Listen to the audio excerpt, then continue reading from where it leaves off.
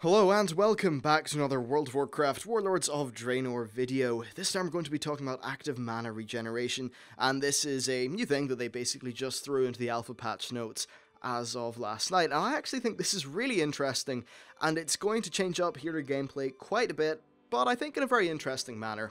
So previously what they had done is they made it so that mana was a little bit more important, and you couldn't just spam heal all the time.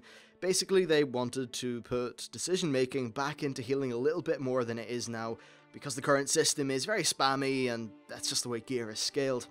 Now, a lot of people were really worried when that was initially announced, because they were just thinking, wow, I mean, I'm going to lose Innervate and various abilities like that, and people were worried that they would just have their base mana regen, and they'd really need to tone back and play carefully and that kind of thing. And while I think personally that there's great gameplay in that, I think that adding an active mana regeneration system to all of that will make it far more interesting, and it's another level of gameplay on top of that should be really cool. And another nice thing is that if you're really skilled at your class and you can use active mana regeneration in a really good manner, then you're going to shine, and that really is nice to see. So basically they've said that with the current Warlords of Draenor system that they had, they gave you ways to spend a larger amount of mana for a large amount of healing, but not in the most efficient manner possible in terms of the mana spent. However, what this system will add is a way to trade extra time for more mana. So if there's a part of the fight where maybe there's not a great deal going on and that time isn't being used for healing anyway, then you can just use your active mana regeneration for your class to get some mana back. So what are the actual changes? Well, first of all, you need to really take anything that is a, sort of quote-unquote solid change in the alpha patch notes with a giant heap of salt. Many of the things from the original set of alpha notes have changed already, so these are just the first versions. So for the druids, they've redesigned Innervate so that you now have a 2-second cast time with no cooldown, and it will restore 2.5% of your maximum mana every 4 seconds for 8 seconds. But spending any mana on a healing spell will cancel that effect. So you can put up your Innervate, no problem, but how long that Innervate stays up for, well, that's what's going to affect how much health or mana you get back. And the fact that it ticks every 4 seconds, it'll tick twice. In the 4-second mark and then the 8-second mark, but since that window is 4 seconds, that really does shut you down. If if mana is really what you're looking for, it shuts you down for 4 seconds. Though of course you do have the freedom to break that if you really need it.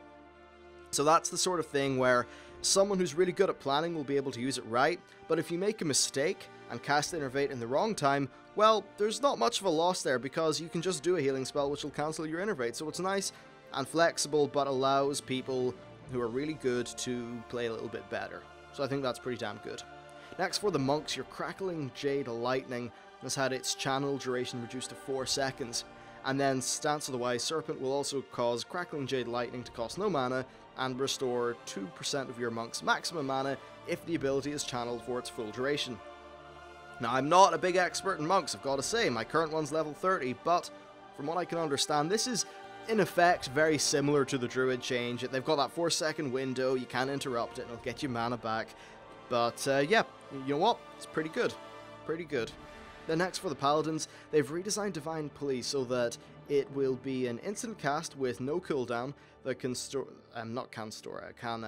consumes 3 holy power to immediately regain 7% of the paladin's maximum mana. That's really cool. So a lot of paladin healing spells end up using your holy power, so like Eternal Flame and things like that. And with this, you're going to trade out the ability to use an Eternal Flame or one of your big holy power spenders for some more mana. That's a really interesting trade-off, and I think that with paladins, it's really fun sort of building up holy power, then spending it in interesting ways, and this just adds more diversity to the different ways in which you can spend your holy power. And what's cool about it is that it's not a raw healing throughput one, it's mana. So it's a completely different way to spend your holy power. That just makes holy power a more interesting resource in general, so I think that really is a very cool way to do it. And next, for the priests, Atonement is no longer triggered by Penance, and Penance also refunds 1.1% of your maximum mana each time it deals damage.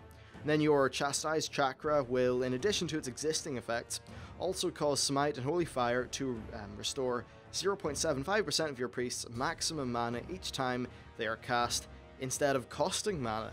very interesting. That atonement change is pretty cool as well. It means that when you do damage, you get mana. Interesting. And that whole idea of priests being able to do a little bit of off damage is definitely slipping in there. So overall, that's pretty cool, though I don't know as much about priest healing as I do for, say, druids and paladins, so I can't really comment too much on that one. Then next, for the shamans, and finally, the Telluric Currents is now a passive ability for Resto that will cause your lightning bolt to restore 1.25% of your maximum mana each time it is cast instead of costing mana. And then the glyph of Telluric Currents has been removed. That's pretty cool. So you definitely see there with the shamans and the priests, you're going to be able to do a little bit of damage to gain your mana back. But of course, the cast time for penance and then the cast time for lightning bolt is, well, that's time in which you cannot heal, right? So there is still a trade-off there, and it's still a sort of situation where you only want to be using your lightning bolts and your atonements at a part of the fight in which you know, okay, well, there's not a great deal of damage coming in. I can use this 10-second window to get some more mana back. So this is very cool, and I think that over the course of an entire fight, I'll talk about my opinions in this system as a whole, but over the course of the entire fight, the healers who are able to use this active mana regeneration better will just have, they'll have more mana throughout the fight. So just let's pull some arbitrary numbers out. Say a normal healer who doesn't make very good use of their active regeneration uses 5 million mana in a fight, and then let's just say that a healer that does a really good job of using their active mana regeneration is able to use 6 million in a fight. Now, they are totally arbitrary, random numbers that I pulled out of my head, but it just goes to show that it's going to be one of those systems where you really can squeeze more efficiency out of the fight, and I think that adding a decent bit of headroom to the gameplay could really just be interesting.